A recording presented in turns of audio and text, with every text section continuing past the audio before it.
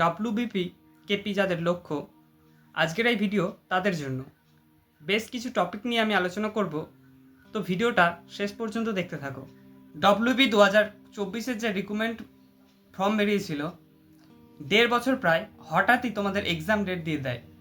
এর ফলে যে যারা প্রিপারেশনের মধ্যে ছিল না, তো তাদের স্কোর খারাপ হয়, এমনকি কোশ্চেনও যথেষ্ট হার্ড ছিল।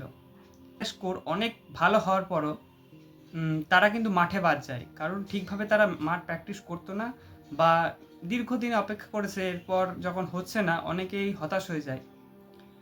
এমনকি ধরো 60,000 জন মাঠে ডাক পেলেও সেখানে ওভারঅল 20 থেকে 22,000 মতো পাস করেছে, এবং এই 20 থেকে 22,000 জন বর্তমানে ইন্টারভিউ দিয়ে মেরিট লিস্টের অপেক্ষায় রয়েছে। তো এই সময়টা কাটিয়ে ওঠা খুবই কষ্টকর, যে তোমাদের আদেও মেরিট লিস্টে জায়গা থাকবে কি থাকবে না।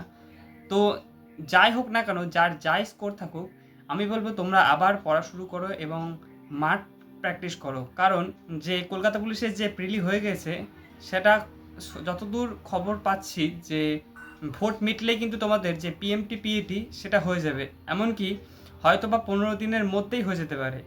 সেহেতু তোমরা কিন্তু হাতে খুব বেশি সময় পাবে না, ওই আগের প্রসেসের মতোই খুব দ্রুত চলে যাবে। তো তখনও কিন্তু তোমাদের আবার সেই ছিটকে যাওয়ার সম্ভাবনা থাকবে। তাই চেষ্টা করো এখন থেকে নিজেকে তৈরি করার, এবং যে মাঠ এবং মেন্সের জন্য দুটোই প্রিপারেশন নিতে শুরু করো। কেপির তো জয়েনিং বা ফাইনাল রেজাল্ট যদি কেপির আগে দিয়ে দেয় তো ভালো, এবং ধরো যারা বাদ যাবে খুবই দুঃখজনক, কিন্তু সেই মুহূর্তটাকে কাটিয়ে ওঠাও তোমাদের পক্ষে খুব কঠিন হবে, যে তোমরা ঘুরে আবার কেপির জন্য পড়াশোনা করবে বা কিছু। তাই এখন থেকেই তোমরা নিজেদেরকে আরও প্রস্তুত করে নাও পরবর্তী ধাপের জন্য, অর্থাৎ কলকাতা পুলিশের মাঠ এবং মেন্সের জন্য।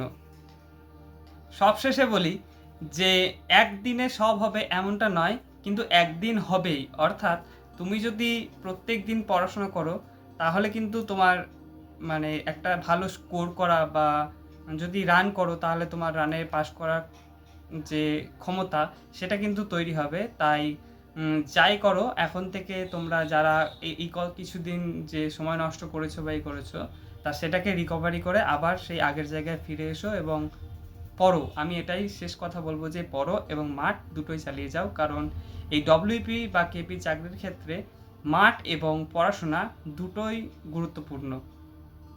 তো আজকের আমার এই ভিডিও তোমাদের কেমন লাগলো সেটা কমেন্ট করে জানিও।